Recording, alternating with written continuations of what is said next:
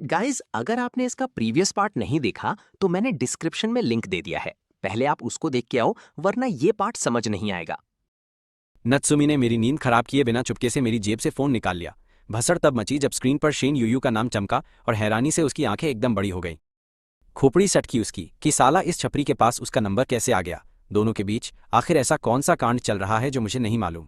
Phone लगातार बज रहा था और स्क्रीन पर चमकते उस पनौती के नाम ने उसका पूरा दिमाग दही कर दिया। वो गुस्से से एकदम लाल हो चुकी थी।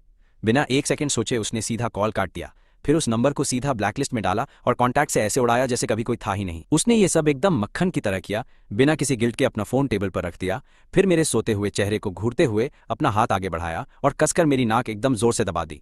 हर जगह तू लफड़ा करता फिरता है और बेवजह लड़कियों से चिपकता है। क्या मेरे लिए तेरे मन में अपनी बीवी जैसी कोई इज्जत बची भी है, या बस ऐसे ही?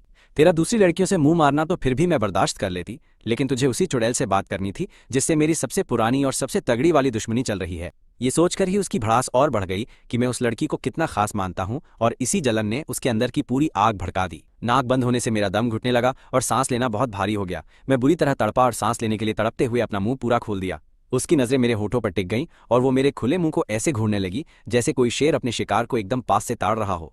चाहे जैसे भी देख लो, वो सीधा एक चुंबन का खुला न्योता लग रहा था। ऑक्सीजन की कमी से मेरे तोते उड़ गए और मैं करवट बदलते हुए एकदम से पूरी तरह जाग गया। उसने मेरी आंखें झपकते देखी और तुरंत समझ गई कि मैं उठने वाला हूं। वो झटके से पीछे हटी और ऐसे सीधे होकर बैठ गई जैसे उसे कुछ भी मालूम ही ना हो, एकदम शातिर। मैंने नींद से भरी आंखों से उसे देखा, पर वो मुझे इग्नोर मार रही थी। मैंने भी इधर उधर देखा और उठकर बैठ गया। फिर एक बड़ी सी उबासी लेते हुए अपने शरीर को आराम से ताना। मैंने अपना मुंह पोंछने के लिए हाथ बढ़ाया तो वहां कुछ कीला लगा। भैंस की आंख? क्या मैं सोते सोते अपने मुंह से सच में लार टपका रहा था? मैंने तुरंत अपने हाथ के पिछले हिस्से से उसे पोंछकर सारा सबूत एकदम मिटा दिया ताकि वो मेरा फालतू तमाशा न बना सके। फिर आंखें साफ करके मैंने उसकी तरफ एक बहुत ही अजीब और शक्की नजर से देखा। मैंने उससे पूछा, तुम इस तरह जमीन पर क्यों बैठी हुई हो, और आखिर तुम वहां बैठकर मेरे साथ ये कौन सा अजीब खेल खेल रही हो?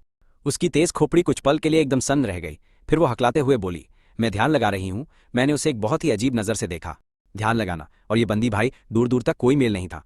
वो अचानक उठी, अपना पुराना कातिल एटीट्यूड वापस लिया और गुर्राते हुए बोली, मैं क्या कर रही हूँ इससे तेरा कोई भी मतलब नहीं है। क्या तू अभी तक थका नहीं है? जा अपने कमरे में सो जा। इतना बोलकर वो अपने लंबे पैरों से चलती हुई स्टडी रूम में गई और धड़ाम से दरवाजा बंद कर दिया। मैं बस अपना सिर खुजलाता रह गया। आखिर इस लड़की का सीन क्या है? मुझे प्यास लग रही थी तो पानी के लिए मैं सोफे से उठा, तभी अचानक से कमरे का दरवाजा दोबारा खुल गया। वो बिना कोई भाव दिखाए बाहर आई और उसकी नजरें सीधा टेबल पर रखे मेरे फोन पर गड़ी हुई थीं। वो तेजी से पास आई। बस एक सेकंड के लिए अपना फोन देना। इससे पहले कि मैं कुछ समझ पाता उसने मेरा फोन छीना और वापस उस कमरे की तरफ निकल गई। तेरे पास अपना खुद का डब्बा है तो मेरा क्यों मांग रही है? मैं एकदम उलझन में था, लेकिन अपनी प्यास बुझाना ज्यादा जरूरी था, इसलिए मैंने उसके पीछे जाकर अपना माथा नहीं फोड़ा। वैसे भी मेरे फोन में ऐसा कोई राज नहीं छुपा था। अंदर जाकर उसने बहुत ही जल्दबाजी में उस चुड़ैल की कॉल हिस्ट्री को मेरे फोन से हमेशा के लिए उड़ा दिया। वो ये काम पहले भूल गई थी। किस्मत से मैं अभी सोकर उठा था और दिमाग सुस्त था, इसलिए मुझे उसकी किसी भी हरकत पर शक नहीं हुआ। सब कुछ साफ करने के बाद वो फोन लेकर बाहर आई। मैं गटागट पानी पी रहा था। मैंने कहा, मुझे बहुत तेज भूख लगी है और घर में सिर्फ बिस्कुट ही पड़े हुए हैं। उसने कहा, मुझे भी एक घूंट देना, और झपट्टा मारकर मेरे हाथ से वो पानी छीन लिया। मैंने भी उसे एकदम सड़े हुए मुंह से घूरा। प्यास लगी है तो अपना खुद का पानी ले ले। मैं हार मानकर वापस फ्रिज के पास गया और एक दूसरी बोतल निकाली। उसने अपना सिर पीछे किया और पानी पीने लग गई। उसने बची हुई आधी बोतल एक ही सांस में खाली कर दी और कचरे के डिब्बे में फेंक दी। तब जाकर मेरी ट्यूबलाइट जली और मेरा सिस्टम एकदम हिला। उसने उसी बोतल से पानी पी लिया जिसे मैंने जूठा किया था। तो क्या इसका मतलब ये नहीं हुआ कि हमने एक तरह से आपस में किस कर लिया? फिर मुझे याद आया कि उसके पहले कई आशिक रहे हैं, तो जरूर उसके इन लाल रसीले होंठों ने न जाने कितने ही लौंडों को चूमा होगा। मेरा मूड एकदम खराब हो गया और मैंने मन ही मन गाली दी। बहुत बड़ी खिलाड़ी है। वो मेरी इस जली कटी नजर को देखकर कंफ्यूज हो गई और अजीब सा मुंह बनाकर बोली, क्या हुआ? भूख लगी है तो थोड़ी देर शांति से बैठ। मैं हवा से खाना पैदा नहीं कर सकती। मैं तेरे लिए बाहर से कुछ खाने को ऑर्डर कर देती। क्या तू 2 कौड़े की मैगी भी नहीं बना सकती? मेरे अंदर भड़ास भरी थी, इसलिए मैंने जानबूझकर उसकी वाट लगाने की कोशिश की, जिस पर वो एक जोकर की तरह जोर से हंसने लगी। मैंने आज तक पानी भी गर्म नहीं किया है। अगर तू मेरे हाथ का बना जहर खाना चाहता है तो फिर तुझे मरने से डर नहीं लगना चाहिए। मैंने उसे घूरा और अपना डब्बा वापस छीन लिया। मुझे अपनी जिंदगी इस तरह झंड नहीं करनी है, तू बस बाहर से खाना मंगा ले। ये बोलकर मैं सीधा बाथरूम की तरफ अपनी पतली गली से निकल गया। मैंने पानी की एक नई बोतल वहां से बाहर निकाल ली। नत्सुमी ने अपना सिर पीछे की तरफ झुकाया और एक ही झटके में पूरी की पूरी आधी बोतल गटागट खाली कर दी।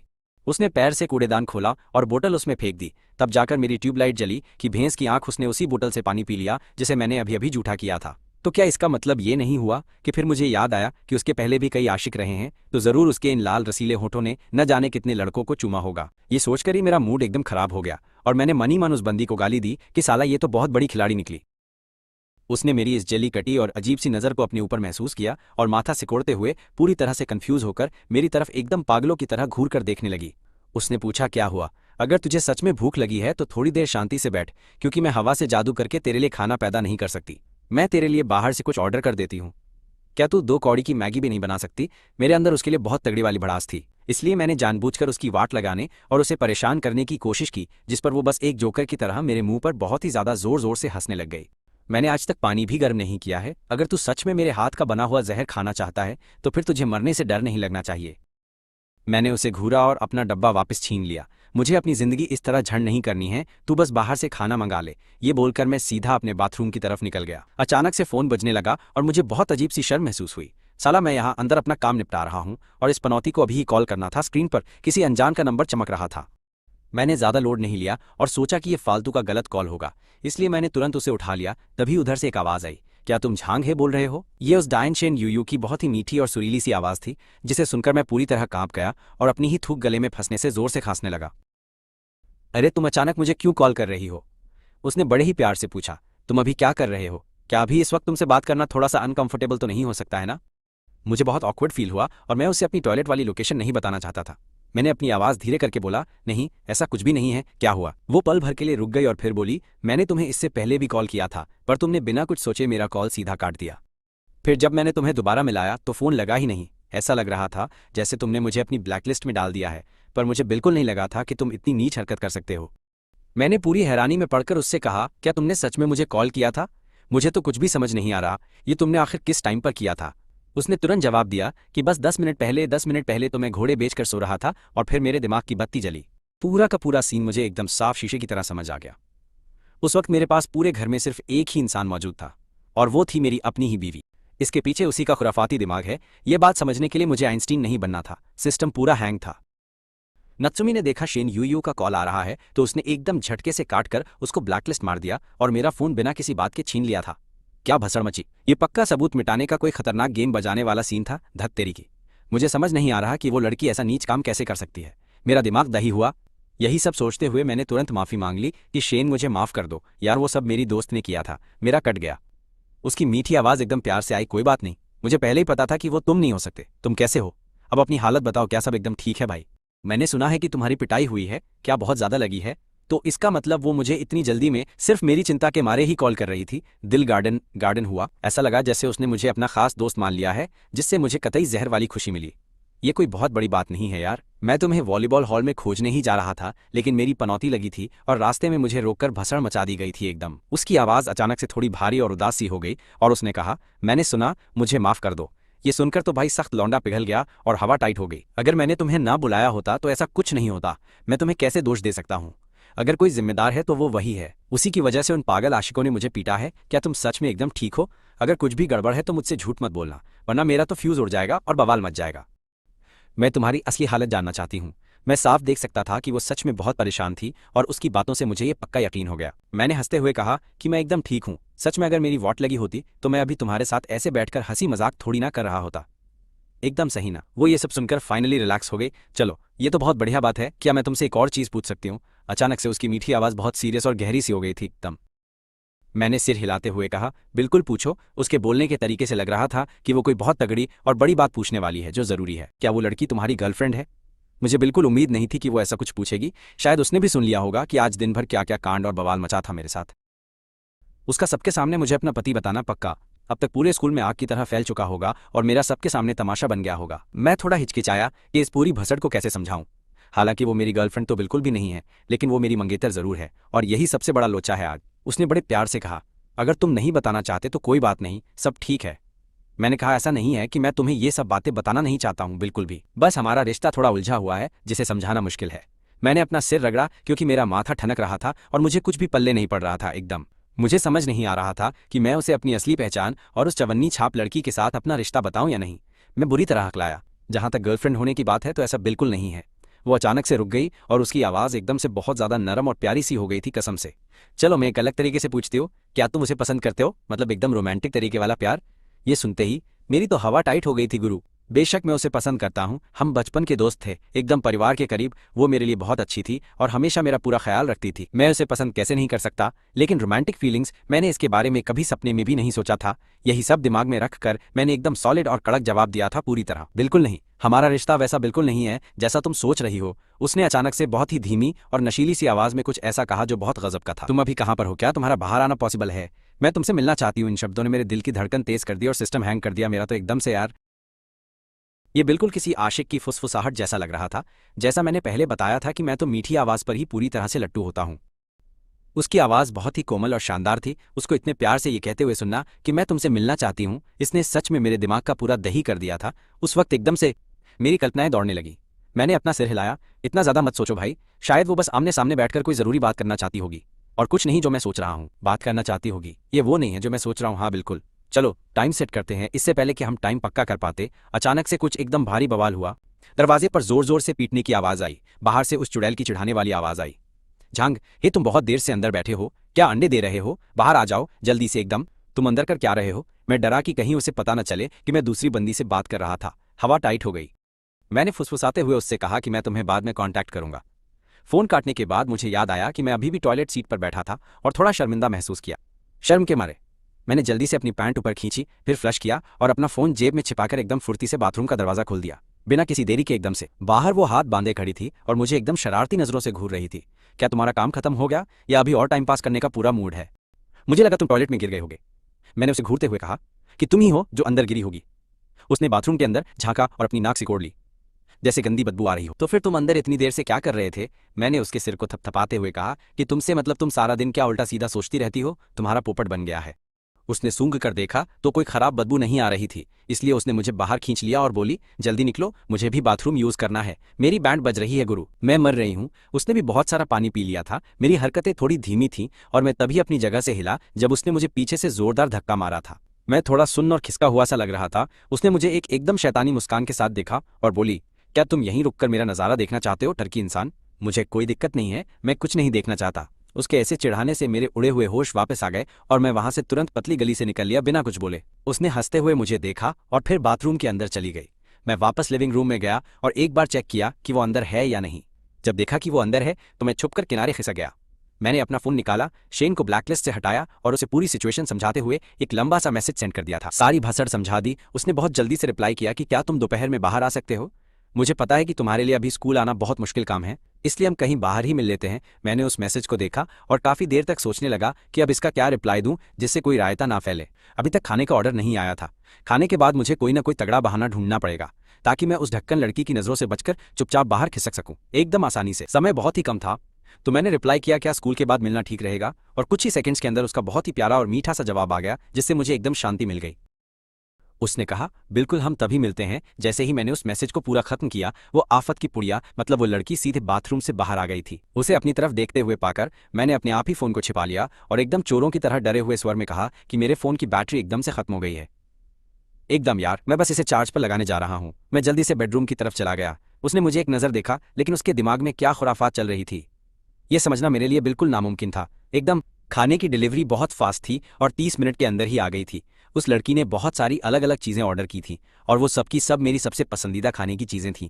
सच, पेट भरकर खाने के बाद मैं एकदम शांति से सोफे पर लेट गया और अपने भरे हुए पेट को सहलाते हुए एक बहुत ही जोरदार डकार मारी मज़े से। जब टाइम देखा तो पहले ही दोपहर हो चुकी थी।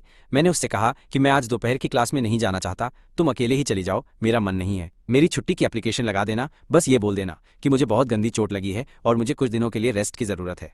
एकदम लीगल तरीके से क्लास बंक मारने का ये बहुत ही तगड़ा और शानदार बहाना था। वो बड़े वाले सोफे के एकदम दूसरे किनारे पर बैठी हुई थी, एकदम उसके हाथ में आईपैड था। उसने कहा, मेरा भी स्कूल जाने का मन नहीं है, मैं भी आज तुम्हारे साथ घर पर ही रुकने वाली हूँ एकदम।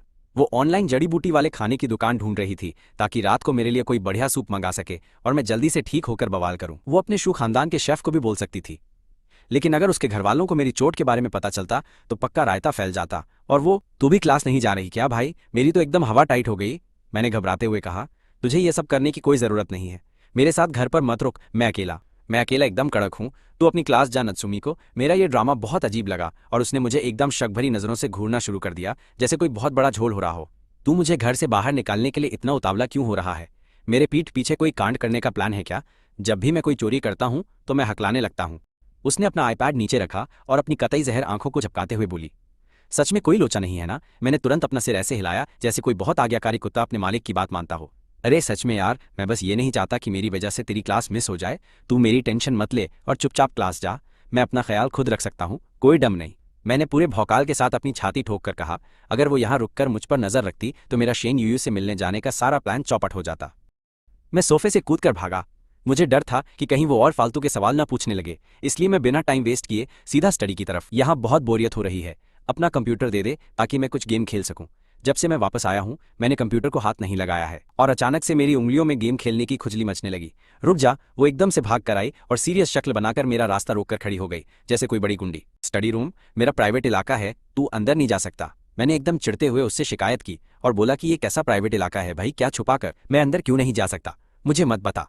मैंने अपने चेहरे पर एक शातिर मुस्कान लाते हुए बोला, जैसे मुझे उसकी सारी चोरी पहले से पता हो। क्या तूने अंदर कोई 18+ वाला खतरनाक कांड छुपा रखा है? उसने तुरंत मेरी उंगली पकड़ी और उसे पीछे की तरफ मोड़ते हुए मुझे रोकने की पूरी कोशिश, और फिर मेरे माथे पर एक जोरदार टपली मारी और बोली, तेरा दिमाग कहाँ चलता है? वैसे भी ये स्टडी रूम मेरा इलाका है और यहाँ सिर्फ मेरा ही राज चलता। अगर मैंने कह दिया कि तू अंदर नहीं जा सकता तो मतलब नहीं जा सकता। खासकर मेरा कंप्यूटर तो तू बिल्कुल भी टच नहीं करेगा, समझ गया? मैंने भी चिढ़कर बोल दिया कि ठीक है मैं नहीं जाता। अंदर एकदम कंजूस है तू, ऐसा लग रहा है जैसे अंदर कोई खजाना छुपा रखा हो। मैं पलटा और गुस्से में दरवाजा जोर से पटकते हुए अपने बेडरूम में घुस गया। उसने बस अपना सिर हिलाया और चुपचाप स्टडी रूम में चली गई। मैंने बेडरूम के अंदर जाकर अपना कान दरवाजे पर चिपका दिया ताकि बाहर चल रही किसी भी खुसुर फुसुर को आराम से सुन सकूं। जब मुझे दरवाजा बंद होने की आवाज आई तो मैं समझ गया कि वो पक्का स्टडी में जा चुकी है। क्या मुझे अभी बाहर भागने का ये रिस्क लेना चाहिए? जब वो लिविंग रूम में नहीं है तो मैं बाहर निकल लूं, पर अगर मैंने ऐसा किया तो उसे तुरंत पता चल जाएगा अभी टाइम सही नहीं है। इससे उसे पक्का शक हो जाएगा और मेरा गेम ओवर हो जाएगा। ये तो बहुत बड़ा सिरदर्द बन गया है। मुझे कोई सॉलिड बहाना सोचना पड़ेगा जिससे मैं एकदम सीना तान कर बाहर जा सकूं और उसे ये भी पता न चले कि मैं कहाँ गया। मैं उस बड़ी सी कांच वाली खिड़की के पास गया और बाहर की कड़क धूप और उस खतरनाक ऊंचाई को देखने लगा। मैंने थोड़ा झुककर नीचे की तरफ झांकने की कोशिश की और हवा टाइट हो गई भाई साहब, ये तो 30 मंजिल से भी ज्यादा ऊपर है। इतनी ऊंचाई देखकर तो अच्छे अच्छों के तोते उड़ जाते हैं। अगर कोई मुझे सेफ्टी बेल्ट भी दे दे तो भी मैं से नीचे उतरने की जुर्रत नहीं करूंगा। अब मैं क्या करूं, ये सोचकर मैंने खुद को बिस्तर पर फेंक दिया और एकदम चारों हाथ पैर फैलाकर किसी मरे हुए इंसान की तरह वहां पर लेट गया। खाना खाने के बाद नींद बहुत जल्दी आती है, इसलिए वहां लेटे लेटे मेरी आंख लग गई और जब मैं दोबारा उठा तो मुझे बिल्कुल भी अंदाजा नहीं था कि कितना टाइम हो चुका है। दोपहर के 3 बज चुके थे। मैंने अपनी गर्दन चटकाते हुए अच्छी खासी अंगड़ाई ली और फिर बिस्तर से उठकर धीरे धीरे अपनी लिविंग रूम की तरफ जाने लगा और फिर मैंने स्टडी की तरफ देखा, वहां से कोई आवाज नहीं आ रही थी। मुझे लगा कि शायद वो अंदर सो गई है या फिर कोई ऑनलाइन गेम खेल रही होगी। अगर मैं अभी यहाँ से चुपके से कट लूं और 1 घंटे बाद वापस आ जाऊं तो उसे इस बात की बिल्कुल भी भनक नहीं लगेगी, है ना? ये प्लान एकदम कड़क है। मैंने अपना फोन उठाया और बिल्ली की तरह दबे पांव दरवाजे की तरफ गया और जितनी शांति से हो सकता था उतनी शांति से मैंने अपने जूते पहने ताकि कोई आवाज न आए। मैंने दरवाजे को एकदम धीरे से बंद किया। मेरा एक मूवमेंट ऐसा लग रहा था जैसे कोई स्लो मोशन फिल्म चल रही हो। जैसे ही मैं सक्सेसफुली बाहर निकला मैंने तुरंत अपना फोन निकाला और उसको मैसेज टाइप करके बता दिया कि मैं रास्ते में हूँ। ग्राउंड फ्लोर पर पहुंचते ही मैंने हाथ देकर एक टैक्सी रुकवाई और उसमें बैठकर आराम से शांडे एकेडमी के लिए निकल लिया और ड्राइवर को बोला जल्दी चलो। लेकिन मुझे इस बात का बिल्कुल भी अंदाजा नहीं था कि जैसे ही मैंने अपने अपार्टमेंट से बाहर अपना कदम रखा उसी टाइम वो भी स्टडी रूम से बाहर आ गई। मैं कुछ ही देर में अपनी मीटिंग वाली जगह पर पहुंच गया और एकदम कूल बनकर वहां पर कॉफी शॉप के सामने खड़ा हो गया और फिर मैं सीधा अंदर घुसा। ये जगह शांडे एकेडमी से ज्यादा दूर नहीं थी, बस एक सड़क पार करते ही ये शॉप सामने आ जाती थी। वहां के सारे स्टूडेंट्स स्कूल खत्म होने के बाद यहीं पर टाइम पास करने आते हैं। जैसे ही मैंने अंदर एंट्री ली मुझे कॉफी की एकदम कड़क और मस्त खुशबू आने लगी। मैं बस इधर उधर आंखें फाड़कर उसे ढूंढने की कोशिश ही कर रहा था कि तभी मैंने देखा वो अपने हाथ हिलाकर मुझे बुला रही है। मैं अपनी किलर स्माइल के साथ गया और उसके सामने जाकर बैठ गया। मैंने पूछा क्या तुम काफी देर से मेरा वेट कर रही हो? उसने बड़े ही प्यार से मुझे मेन्यू पकड़ाते हुए कहा, नहीं मैं भी बस अभी आई हूँ। देखो तुम्हें क्या पीना है? ये जगह हमारे स्कूल के बच्चों में बहुत फेमस है तो पक्का यहाँ का टेस्ट एकदम बवाल ही होगा। मैंने भी कह दिया ठीक है, मुझे भी जोरों की प्यास लगी है। मैंने मेन्यू पलटा और ऐसे ही कोई भी रैंडम ड्रिंक ऑर्डर कर दी। फिर मुझसे बिल्कुल भी सब्र नहीं हुआ और मैंने सीधा उससे पूछा कि क्या तुमने मुझे यहाँ कोई खास बात बताने के लिए बुलाया है? मैं बस जल्दी से बात खत्म करके वापस भागना चाहता था ताकि वो मुझे घर से बाहर छुपकर निकलने के जुर्म में रंगे हाथों ना पकड़ ले। उसने मेरी आंखों में देखा और एकदम प्यार से बोली, वैसे तुम मुझे शान शान भी बुला सकते हो। ये सुनते ही मैं एक पल के लिए एकदम सुन पड़ गया। उसे इस नाम से बुलाना मुझे थोड़ा ज्यादा ही पर्सनल और क्लोज लग रहा था। उसने अपनी एक भौं ऊपर उठाई और थोड़ी दुखी आवाज में बोली, मैं तो तुम्हें अपना एक अच्छा दोस्त मानती हूँ, क्या तुम मेरे बारे में ऐसा फील नहीं करते? अरे नहीं, मेरा मतलब है कि बिल्कुल करता हूँ भाई। अचानक मुझे लगा कि मैंने जल्दबाजी में कुछ ज्यादा ही रायता फैला दिया है। मैंने तुरंत अपनी बात सही की और एक मुर्गी की तरह अपना सिर हिलाते हुए बोला। मेरी एकदम हवा टाइट हो गई थी कि कहीं वो मेरी बात का कोई गलत मतलब ना निकाल ले। मुझे पहले लगा था कि इसके क्लोज जाना बहुत मुश्किल होगा और मुझे इससे दोस्ती करने में काफी लंबा टाइम लग जाएगा, एकदम लोहे के चने चबाने जैसा काम होगा। इसलिए उसके मुंह से ये सब सुनकर मेरा दिल गार्डन गार्डन हो गया। वो मेरी बात सुनकर एकदम सेटिस्फाई लग रही थी और मुझे देखते हुए उसकी आंखों में एक हल्की सी स्माइल दिख रही थी जो सीधे मेरे दिल पर लग रही थी। खैर, मैंने फालतू बातें छोड़ी और सीधा पॉइंट पर आते हुए उससे पूछा कि क्या कोई बहुत ज्यादा जरूरी काम आ गया था जो तुमने मुझे इतनी इमरजेंसी में यहाँ पर बुलाया है? क्या कोई बहुत बड़ा बवाल या कांड हो गया है क्या? यह सुनते ही शेन यूयू ने अपनी कातिलाना नजरें मुझ पर टिका दी और उसकी वो सुरीली आवाज एकदम धीमे से पड़ी। पहले तो मुझे तुम्हारी चोट की काफी ज्यादा टेंशन हो रही थी, पर अब तुम्हें इतना ज्यादा बवाल और एकदम जिंदा दिल देखकर लग रहा है कि तुम एकदम कड़क हो। उसने जो झूठी अफवाह सुनी थी उसके हिसाब से तो लड़कों की पूरी टोली ने मुझ पर हमला करके मेरा गेम बजा दिया था, जिससे मेरे हाथ में भयंकर चोट आई और बहुत सारा खून बह गया। कुछ नल्लों ने तो राई का पहाड़ बनाकर यह भी फैला दिया कि मेरे सारे पुर्जे हिल चुके हैं और मैं खून उगल रहा हूँ। हालांकि मैंने उसे फोन पर बता दिया था कि मैं एकदम रापचिक हूँ, पर उसे खुद अपनी आंखों से देखकर तसल्ली करनी थी। मैं एकदम सुन्न पड़ गया। मुझे लगा था वो कोई तबाही वाली खबर देगी। किसे पता था कि मामला मेरी सोच से एकदम उल्टा निकलेगा। फिर वो बोली, एक और चीज मुझे तुमसे अभी पूछनी है। मेरी उतरी हुई शक्ल देखकर वो जोर से हंस पड़ी। फिर उसने एकदम सीरियस होकर मेरी आंखों में देखा और सीधे मुद्दे पर आकर पूछा, तुम्हारा नात्सुमी के साथ क्या चक्कर है? मैं बुरी तरह घबरा गया और अपना माथा खुजलाने लगा। मेरी हवा टाइट हो गई थी, समझ नहीं आ रहा था कि बात को कैसे घुमाऊं। मैंने अटकते हुए बोला वो, और मैं बस। मेरी फटी हुई हालत देखकर वो हौले से मुस्कुरा दी और बड़े ही आराम से बोली, तुम उस लड़की को काफी लंबे टाइम से जानते हो ना? बात एकदम सच है ना मेरे दोस्त? शंदाए में अपना बोरिया बिस्तर लाने से पहले ही तुम दोनों एक दूसरे को जानते थे और तुम्हारा बहुत तगड़ा बॉन्ड है। सही कहा ना? मुझे बिल्कुल अंदाजा नहीं था कि वो इतनी ज्यादा डायरेक्ट बात करेगी। मेरे तो एकदम तोते उड़ गए थे। मुझे समझ आ गया कि अब इस बात को छुपाने का कोई भी फायदा नहीं है।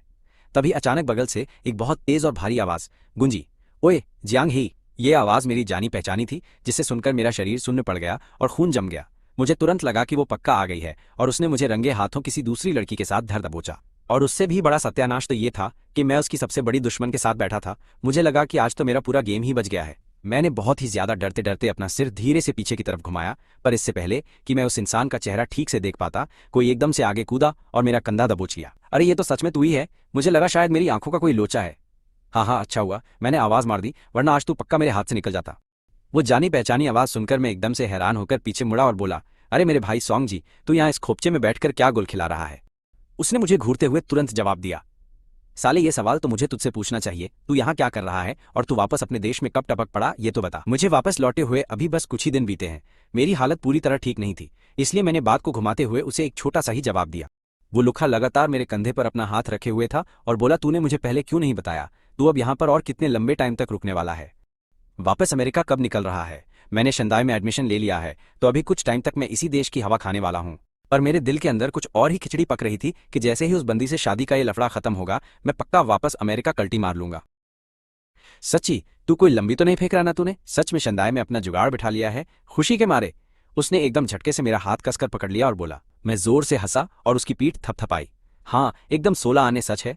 क्या ही बात है गुरु, अब तो मैं तुझे हर रोज क्लब में भसड़ मचाने के लिए बुला सकता हूँ। वैसे क्या उस लड़की को पता है कि तू वापस आ चुका है? हमारी दोनों फैमिली बहुत पुरानी दोस्त हैं, लेकिन मेरी और उसकी बॉन्डिंग उतनी तगड़ी नहीं है जितनी तेरी और उसकी है। हाँ, उसे मालूम है। उसकी बात निकलते ही मुझे अचानक सामने बैठी हुई बंदी की याद आई और मैंने बड़ी ही अजीब सी नजरों से उसकी तरफ घूरकर देखा। मैंने देखा कि उसके चेहरे पर एक हल्की सी मुस्कान थी और वो इस ड्रामे से बिल्कुल भी हैरान नहीं लग रही थी। और ठीक तभी मेरे जिगरी दोस्त की नजर उस दूसरी लड़की पर पड़ी। वो साला मुझे देखकर इतना ज्यादा खुश हो गया था कि उसने वहां बैठी उस बंदी को नोटिस ही नहीं किया था। जैसे ही उसने उसका कातिलाना चेहरा देखा, उसके तो फ्यूज ही उड़ गए और वो एकदम सुन्न पड़ गया। उसकी आंखें फटी की फटी रह गईं और वो हकलाते हुए बोला, अरे शेन यूयू, तुम यहाँ जियांग ही के साथ इस तरह से एकदम चिपक कर क्यों बैठी हो? क्या चक्कर चल रहा है? मुझे इस बात से कोई हैरानी नहीं हुई कि वो उसे जानता था, क्योंकि वो बंदी शंघाई के अंदर चलता फिरता बवाल और एकदम भौकाल है। पर समझ नहीं आ रहा था कि इस गधे के चेहरे के हाव भाव इतने ज्यादा अजीब क्यों लग रहे थे। उसका थोबड़ा तो पहले से भी कहीं ज्यादा लाल टमाटर की तरह चमकता हुआ दिख रहा था। फिर वो अचानक से मेरे बिल्कुल पास आकर बैठ गया और मुझे धक्का देकर एकदम साइड में खिसका दिया और एक आशिक की तरह उसे लगातार ऐसे घूरने लगा जैसे वो कोई चांद का टुकड़ा हो। वो जिस हवस भरी नजर से घूर रहा था, उसकी गर्मी मैं भी महसूस कर सकता था। मेरे दिमाग में तुरंत बत्ती जली, क्या इस छपरी लौंडे का उस बवाल बंदी पर दिल आ गया है? मैंने उसे अपनी तरफ खींचा और एकदम फुसफुसाते हुए बोला, क्या तू अपनी इस फटी हुई आंखों को थोड़ा कंट्रोल कर सकता है? तेरी ये ठरकी हरकतें बहुत ज्यादा साफ दिख रही हैं। ओए, मुझे सच सच बता, तेरा और इस बंदी का आखिर क्या गेम चल रहा है? तुम दोनों यहाँ बैठकर एक साथ ड्रिंक क्यों कर रहे हो? बता। मुझे ये मत बोलना कि तुम दोनों यहाँ किसी डेट पर आए हो उसने मेरी तरफ एकदम रोतलू शक्ल बनाकर देखा, जैसे किसी ने उसका तगड़ा काट दिया हो। चुप कर और फालतू की बकवास मत पेल। मुझे लग रहा था कि माहौल बहुत ज्यादा सीरियस हो रहा है, इसलिए मैंने उसे फटकार लगाते हुए कहा, तू अभी यहाँ से पतली गली से निकल ले, मैं तुझे बाद में सब समझा दूंगा। फिलहाल यहाँ कोई भी नया रायता मत फैला और चुपचाप निकल। वो लुक्खा अपना मुंह लटकाते हुए बिना मन के वहां से खड़ा हो गया और बोला, ठीक है, मैं जा रहा हूँ, तुझे बाद में कॉल करूंगा, अपना ध्यान रखना, बाय। उसके वहां से कट लेते ही मैंने एक बहुत ही लंबी राहत की सांस ली और उस बंदी की तरफ देखकर बोला, यार इस फालतू के ड्रामे के लिए मुझे माफ कर देना। उसने प्यारी सी स्माइल दी और सिर हिलाकर बोली, कोई बात नहीं, लोड मत ले, लगता है मैंने बिल्कुल सही तीर मारा था। उसकी बात सुनकर मेरा दिमाग थोड़ा घूम गया। उस नमूने की अचानक एंट्री से मेरे दिमाग का एकदम दही हो गया था। तुम और नात्सुमी तो बचपन के बहुत तगड़े वाले आशिक हो, सही कहा ना मैंने? उसने बहुत ही शांति से बोला और उसकी आवाज सुनकर ऐसा लगा जैसे वो कहीं दूर खोई हुई है। उसकी ये बात सुनकर मेरे एकदम तोते उड़ गए। जब उसे पहले से सारे राज पता चल चुके थे तो मैंने भी हार मानकर सिर हिला दिया। उसने एक गहरी सांस ली और बोली, मुझे यही उम्मीद थी, मुझे पहले ही ये बात समझ जानी चाहिए थी। उसने एकदम दबी और बहुत भारी आवाज में ये कहा। मेरी सिट्टी पिट्टी गुम हो गई थी और मुझे कुछ समझ नहीं आ रहा था। माहौल काफी अजीब सा हो गया था। तभी अचानक से मुझे उन दोनों लड़कियों की पुरानी और खतरनाक दुश्मनी याद आ गई। क्या मेरे चक्कर के बारे में जानकर वो मुझे घटिया इंसान समझेगी? उसने अचानक से बम फोड़ा और पूछा, क्या तुम प्रिंसिपल के ऑफिस के बाहर इसलिए इतनी बुरी तरह भड़के हुए थे क्योंकि उस गार्ड की नौकरी को लेकर तुम्हारा उसके साथ लफड़ा हो गया था? मैं शॉक था कि उसने बिल्कुल सही तुक्का मारा है, पर मैंने सिर्फ हाँ में सिर हिला दिया। एक आखिरी सवाल है जो मैं पूछना चाहती हूँ। मैंने उसकी आंखों में देखा, वो सच में बहुत ज्यादा गहरी और अजीब लग रही थी। मैंने घबराते हुए पूछा, कौन सा सवाल? तुम दोनों के बीच कोई चक्कर तो नहीं चल रहा ना? उसने तुम्हें अपना पति सिर्फ तुम्हारा बचाव करने के लिए बोला था। मुझे उसकी ये बात एकदम सही लगी, इसलिए मैंने सिर हिला दिया। हाँ, सारा सीन बिल्कुल वैसा ही है जैसा तुम सोच रही हो। रही बात असली शादी वाले लफड़े की, तो मुझे उसका ढिंढोरा पीटने की कोई जरूरत नहीं लगी, क्योंकि किसी को कुछ पता नहीं चलेगा। और वैसे भी हमें दुनिया वालों के सामने भोपू थोड़ी ना बजाना था। कुछ टाइम के बाद शायद शादी का ये तमाशा हमेशा के लिए एकदम खत्म हो ही जाएगा। उसके आंखों में चमक और मुस्कान वापस आ गई। ठीक है, मेरी पूछताछ खत्म हुई। उसने आगे बोला, तुम लोड मत लो, मैं कहीं नहीं जा रही हूँ दोस्त। सिर्फ उस लड़की के साथ तुम्हारे लफड़े की वजह से मैं तुमसे अपनी दोस्ती नहीं तोड़ने वाली। हम अभी भी जिगरी दोस्त हैं। ये बात सुनकर मेरी उतरी हुई शक्ल पर रौनक आ गई। मुझे पहले से ही पता था कि तुम ऐसी वैसी बंदी नहीं हो। मैंने टाइम देखा और टेंशन के मारे मेरा माथा ठनक गया। मैंने घबराते हुए कहा, यार मुझे माफ कर देना, मुझे अभी इसी वक्त निकलना होगा। मुझे बाहर आए हुए लगभग 1 घंटा बीत चुका है। अगर मैं वापस नहीं गया तो उस डायन को पक्का पता चल जाएगा कि मैं चुपके से बाहर खिसक कर आया हूँ। उसने हाँ में सिर हिलाया और वेटर को बिल लाने का इशारा किया। इस बार मैंने पैसे देने के लिए उसके साथ कोई भी फालतू बहस नहीं की। मैंने हंसते हुए कहा, अगली बार मैं अपने पैसों से तुम्हें फुल पार्टी दूंगा और सारा बिल मैं भरूंगा। उसको अचानक से कुछ याद आ गया और वो बोली कि मुझे इस वीकेंड वो नई वाली अंग्रेजी बवाल पिक्चर देखने जाना है, तू मुझे अपने साथ पक्का ले चलेगा। मैंने पूछा, क्या तू उसी धांसू मूवी की बात कर रही है? यार वो तो मुझे भी देखनी है। पक्का डन रहा, मैं ही तुझे ले जाऊंगा। फिर अचानक से मेरी खोपड़ी सटकी क्योंकि मुझे उसके आशिक की याद आ गई। मैंने कहा, क्या हम दोनों का ऐसे अकेले पिक्चर देखने जाना गलत नहीं होगा? लोग बिना बात के रायता फैलाएंगे। वो एकदम डम्ब होकर पूछने लगी कि इसमें गलत क्या है। तो मैंने भी झट से पूछ लिया कि क्या तेरा कोई छपरी निब्बा बॉयफ्रेंड नहीं है? अगर उसे ये पता चला तो बिना बात का कबाड़ा हो जाएगा। एक काम कर, मैं तुझे टिकट के पैसे दे देता हूँ, तो अपने उसी आशिक को अपने साथ फिल्म दिखाने ले जाना। शेन यूयू मेरी ये बात सुनकर एक पल के लिए शांत हो गई और फिर अचानक पागलों की तरह जोर जोर से हंसने लगी। मुझे उस बंदी का ये अजीब सीन बिल्कुल भी पल्ले नहीं पड़ रहा था। क्या वो मेरी बात मान गई इसलिए हंस रही है? पर मैं एकदम सख्त लौंडा बना रहा। अगर उसका पहले से कोई बॉयफ्रेंड है तो मुझे फालतू के लफड़े से दूर ही रहना चाहिए। लेकिन अगले ही पल उसने एकदम सीरियस होकर मुझसे बोला कि सच तो ये है कि मेरा कोई बॉयफ्रेंड नहीं है। ये सुनकर मैंने एकदम हवा टाइट होकर उससे पूछा कि क्या बकवास कर रही है। मुझे लगा कि शायद मैंने कुछ गलत सुन लिया है, तो उसने एक बहुत ही क्यूट सी स्माइल देते हुए मेरी तरफ देखा और फिर बोली कि मैंने कहा ना कि मेरा कोई आशिक नहीं है, इसलिए तू मुझे अपने साथ ले जा सकता है। भाई प्लान बदलने का कोई लोचा नहीं है, पर मेरा माथा ठनका कि तेरा सच में कोई बॉयफ्रेंड नहीं है। मेरा तो फ्यूज उड़ गया। अगर ये बात सिर्फ कोई एक बंदा बोलता तो मैं मान लेता कि वो झूठ है, लेकिन ये बात सिर्फ सू शाओमन ने ही नहीं बल्कि नत्सुमी ने भी मुझे बोली थी। सुपर तो मुझे शक था, पर नत्सुमी की बात पर मुझे पूरा भरोसा था कि वो सही है। उसने अपनी नाक रगड़ते हुए एकदम शर्मिंदा होकर मुझसे कहा कि वो बॉयफ्रेंड वाली बात एकदम बकवास थी। मैंने वो सब जानबूझकर लोगों के सामने बोली थी। मेरी तो सिटी पिटी गुम हो गई। मैंने झट से अपना दिमाग दौड़ाया और तुरंत ये बात पकड़ ली। क्या तूने ये सारा झूठ उन आशिकों का पोपट बनाने के लिए बोला था जो तुझे प्रपोज करते थे? और धीरे धीरे सबने मान लिया कि ये सच है। तभी सब लोग बोलते थे कि उसका बॉयफ्रेंड कोई खूंखार इंसान है, जबकि उसका कोई वजूद ही नहीं था। उसने मुझे फौरन एकदम चुप रहने का इशारा करते हुए कहा, ये बात सिर्फ तुझे ही पता है, इसलिए तू प्लीज किसी से भी मत कहना। मैंने भी हाँ में सिर हिला दिया, पर मेरा अभी भी सिस्टम हैंग था। मेरी शक्ल देखकर उसने अपनी आंखें झपकाई और मुझे अजीब तरीके से देखने लगी। तू ऐसा लग रहा है जैसे तेरा बड़ा पोपट हो गया हो। मैंने फौरन अपना सिर हिलाया। मैंने कहा कि नहीं, ऐसा कुछ भी नहीं है, पर सच में मेरा मूड खराब था क्योंकि मुझे उस छुपे रुस्तम और ओजी आशिक के बारे में जानने की ज्यादा खुजली मची थी। ये जानकर मेरा मोए मोए हो गया कि साला ऐसा कोई खौफ वाला बंदा था ही नहीं। मुझे तो ऐसा लगा जैसे किसी ने मेरा पोपट बना दिया हो। फिर उसने बिना भसड़ मचाए मुझसे पूछा, तो क्या हमारा शनिवार को पिक्चर जाने का प्लान एकदम पक्का है? कभी कभी मेरी शक्ल देखकर ही पता चल जाता है कि मैं अंदर से क्या सोच रहा हूँ, इसलिए वो बिना पूछे ही सब कुछ समझ गई। मैंने भी अपनी तरफ से सोचा चलो अब सब ठीक है, और हाँ में सिर हिलाते हुए बोला, पक्का डन है, फिर हम किसी सही टाइम पर साथ चलेंगे। लेकिन अभी मुझे बहुत जरूरी काम से निकलना है। जिंग यू ने मुझे एकदम फट्टू की तरह डर कर वहां से भागते हुए देखा और उसके चेहरे पर एक बहुत क्यूट सी स्माइल आ गई थी। वापस अपने रूम पर पहुंचकर मैंने बिना कोई भसड़ मचाए बहुत ही आराम से दरवाजा खोला और एकदम शांति से बिना आवाज किए उसे चुपचाप वापस बंद कर दिया। मैं गेट के पास एकदम चोरों की तरह नीचे झुका और बिना किसी को खबर लगे एकदम शांति से अपनी चप्पल उतारकर अंदर जाने की कोशिश करने लगा। लेकिन तभी अचानक से मेरे ऊपर एक बहुत ही खूंखार सा साया मंडराने लगा और ऊपर से किसी की एकदम खौफनाक और डरावनी आवाज मेरे दोनों कानों में गूंजने लगी। उसने मुझसे पूछा कि तू कहाँ खिसक लिया था। ये सुनकर मेरी तो हवा टाइट हो गई और मेरे पसीने छूट गए। मैंने एकदम डरते हुए बहुत ही आराम से सिर ऊपर उठाया। मैंने देखा कि नत्सुमी मुझे एकदम कातिलाना नजरों से घूर रही थी। मैंने अपनी फटी हुई हालत में हंसते हुए पूछा, तुझे कब पता चला कि मैं यहाँ नहीं हूँ? वो बोली, पूरे आधे घंटे पहले। वो मुझे ऐसे घूर रही थी जैसे मैं कोई शिकार हूँ और वो मेरा गेम बजा देगी। मैंने डरते डरते अपने पीछे से वो बैग बाहर निकाला और एकदम मासूम सा चेहरा बनाकर बोला कि मेरी आंख खुली तो मुझे कुछ खाने की खुजली मची, इसलिए मैं नीचे से कुछ लेने चला गया, पर उसे उल्लू बनाना इतना आसान नहीं था। वो खतरनाक तरीके से मुस्कुराई और बोली कि तू आधे घंटे से भी ज्यादा टाइम तक गायब था। तू कौन सी दुकान पर गया था, जरा मुझे भी दिखा। वो सच में पास वाली दुकान का ही था, पर ऐसा नहीं था कि मैं बहुत बड़ा ओजी प्लेयर हूँ। मैं तो बस वापसी में उस दुकान के पास से गुजरा और मुझे भूख लगाई और वो बैग मेरे बहुत ही काम आ गया। अरे बाप रे, मेरा दिमाग उस टाइम एकदम रॉकेट की तरह फुल स्पीड में काम कर रहा था। मैंने उसे पेलते हुए कहा कि सीन कुछ ऐसा था कि रास्ते में मुझे एक बहुत ही मस्त कुत्ता मिल गया। वो कतई जहर लग रहा था। मैं कुछ देर उसके साथ मजे करने लगा और फिर सामान लिया। मेरी ये झूठी कहानी एकदम एक नंबर थी। मैंने मन ही मन खुद को शाबाशी दी कि मैंने क्या गजब का रायता समेटा है।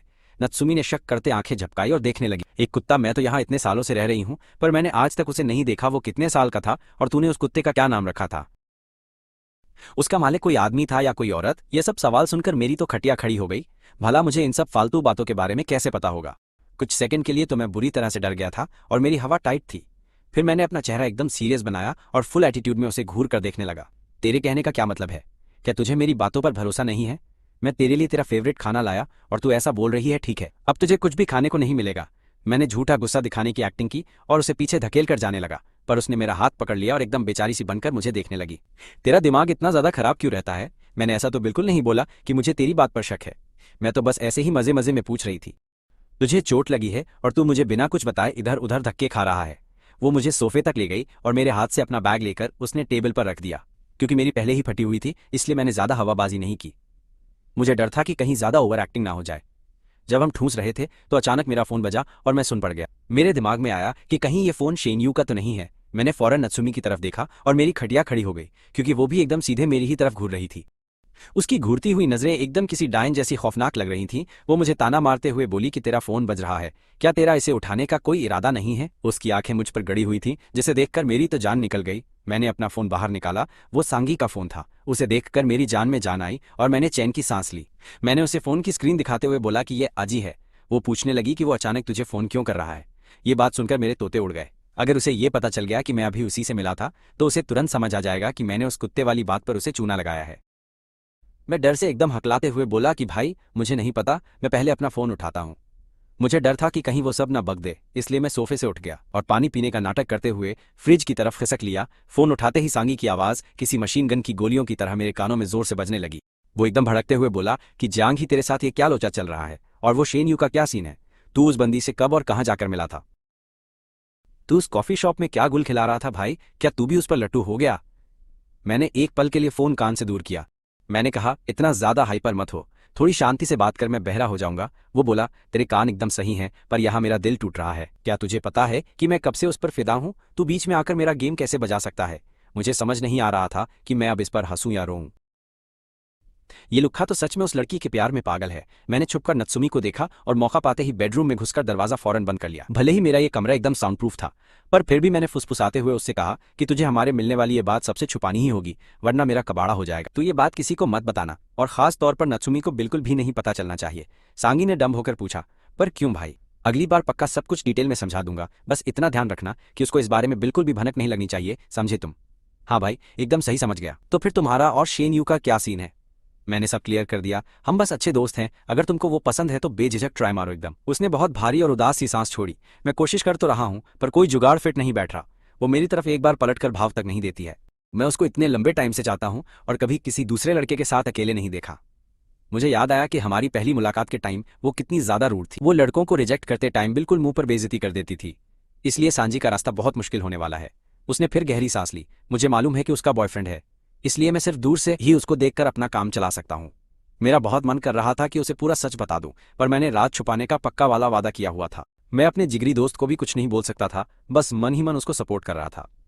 फिर अगले दिन स्कूल में एंट्री लेते ही तगड़ा वाला शौक लगा, क्योंकि वहां का पूरा माहौल एकदम अजीब हो रखा था। हर कोई मुझे घूर रहा था और फुसफुसाकर बातें कर रहा था। मुझे बहुत ज्यादा महसूस होने लगा जैसे मैं कोई चिड़ियाघर का बंदर हूं जिसे सब देख रहे हैं। जैसे ही मैं नोटिस बोर्ड के पास से गुजरा, सू जियाओ मैन दौड़कर मेरे पास आई और एकदम बोली, जियांग हे, जल्दी इधर आओ और देखो ये क्या बवाल हो गया है।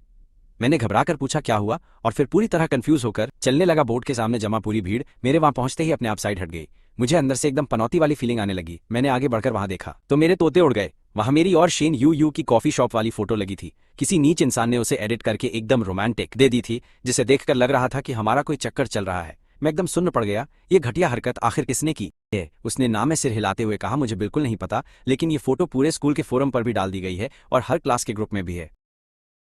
अब मैटर बहुत ज्यादा सीरियस हो चुका है और स्कूल का हर बच्चा सिर्फ तुम्हारे बारे में बात कर रहा है।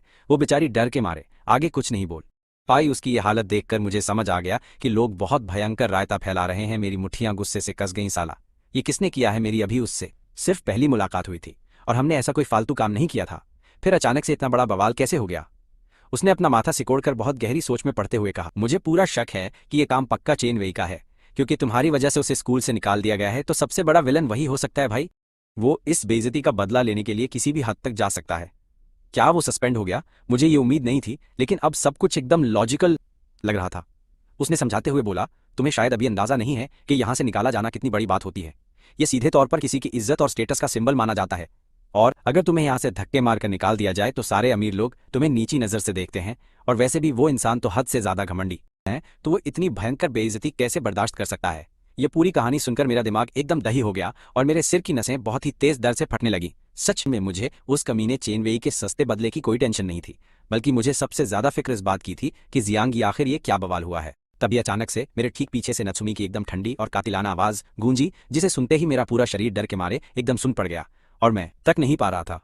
मेरी इतनी हिम्मत ही नहीं हो रही थी कि मैं मुड़कर उसे देख सकूं, इससे पहले कि वो नोटिस बोर्ड पर लगी फोटो देख पाती। तभी पास खड़े एक फालतू इंसान ने बिना बात की आग में घी डालते हुए चिल्लाकर कहा, जियांग हे ने आपको धोखा दिया है। सिस्टर जिया, आपका बहुत तगड़ा वाला पोपट कट गया है। ये कमीना छुपकर शेन यू के साथ गुलछर्रे उड़ा रहा है। ऐसा 2 कौड़ी का लुक्खा इंसान आपके साथ रहने के बिल्कुल भी लायक नहीं है। इसे अपनी जिंदगी से धक्के मारकर अभी तुरंत बाहर निकाल दो। सही बात है, ये ऐसा चालू प्लेबॉय हमारी सिस्टर जिया के स्टैंडर्ड को कभी भी मैच कर ही नहीं सकता, बिल्कुल भी नहीं। यार, अगर आपने सिर्फ इससे ब्रेकअप करके इसे छोड़ दिया तो ये इस नीच इंसान के लिए बहुत हल्की सजा होगी।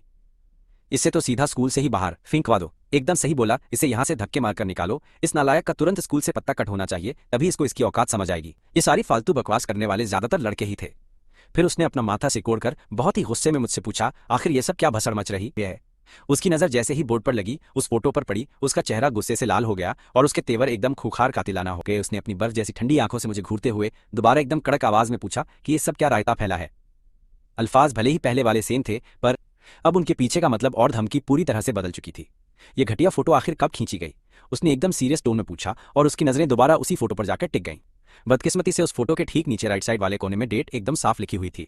जियांग हे, तुमने मुझसे इतना बड़ा झूठ बोला। मेरी आंखों में धूल झोंकी उसकी बर्फीली आंखों में गुस्से की भयंकर आग एकदम साफ धधक रही थी। वो बस लगातार मुझे घूर रही थी। उसकी आवाज में इतना भयानक खौफ था जैसे उसने दांत पीसते हुए जहर उगला हो। जिया जिया, प्लीज एक बार पहले मेरी पूरी बात सुन लो। मेरा ऐसा कोई घटिया इरादा बिल्कुल भी नहीं था। मुझे सच में समझ नहीं आ रहा कि मैं सब कैसे एक्सप्लेन करूं, और मुसीबत ये थी पूरा सच उसके ठीक सामने रखा था। अब मैं सफाई में जो भी बोलता वो सिर्फ एक बहाना ही लगता। वो एकदम तेजी से चलकर बोर्ड के पास गई, उस फोटो को गुस्से में पूरी तरह फाड़कर उसके टुकड़े टुकड़े कर दिए। अपना सारा गुस्सा निकालने के बाद उसने वो सारे फटे हुए टुकड़े पूरी ताकत से सीधा मेरे मुंह पर दे मारे और बिना कुछ बोले बस बहुत ही ठंडी और खतरनाक नजरों से मुझे घूरने लगी। उसका सीना बहुत तेजी से ऊपर नीचे हो रहा था, जैसे वो अपने अंदर एक बहुत बड़े जलजले को जबरदस्ती दबाने की कोशिश कर रही हो। आज मेरी जिंदगी में पहली बार मैंने खुद एक्सपीरियंस किया कि सच को कभी भी झूठ के कागज में छुपाकर नहीं रखा जा सकता।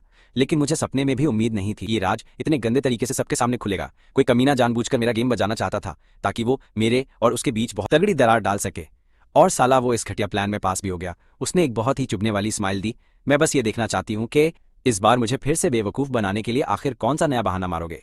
तुम्हारी बोलती क्यों बंद हो गई है? मुंह खोलो और जवाब दो मुझे। ये मेरी जिंदगी का पहला मौका था जब मैंने उसे इतने भयंकर खौफनाक गुस्से में देखा था। एक पल के लिए मेरा दिमाग एकदम सुन्न पड़ गया और मुझे सच में रत्ती भर भी समझ नहीं आ रहा था कि मैं अपनी सफाई आखिर कहाँ से देना शुरू करूं। उसने गुस्से से अपना माथा सिकोड़ लिया और उसकी आंखों में सिर्फ तबाही वाली आग भड़क रही थी। उसके मायूस चेहरे से साफ पता चल रहा था कि वो अंदर से बुरी तरह टूट चुकी है। मुझे सच में नहीं पता था कि तुम इतने बड़े चालू नीच इंसान हो। अगर तुम मुझे अपनी कोई सफाई नहीं देना चाहते तो आज के बाद मुझसे जिंदगी में कभी कोई बात मत करना। इतना खतरनाक डायलॉग मारने के बाद वो एकदम ठंडे और कातिलाना एटीट्यूड के साथ वहां से मुड़कर चली गई। मैं पागलों की तरह उसके पीछे चिल्लाता रहा। मैं सच में उसके पीछे भागकर उसे सारी बात समझाना चाहता था, उससे माफी मांगना चाहता था, लेकिन मुझे वहीं रोक लिया गया। भाई, सुशाओमान ने मुझे पीछे खींचते हुए टेंशन में कहा, जियांग, हे रुक जा, अभी उधर जाना सही नहीं है, वहां का माहौल एकदम खराब है। अभी नत्सुमी की खोपड़ी सटकी हुई है, उसका फ्यूज उड़ा है। अगर तू वहां गया तो बिना बात के तेरा माथा ठनका देगी और सिर्फ डांट ही पड़ेगी। थोड़ा टाइम दे, उसको शांत होने दे, फिर आराम से समझा देना। पर मेरी हवा टाइट थी।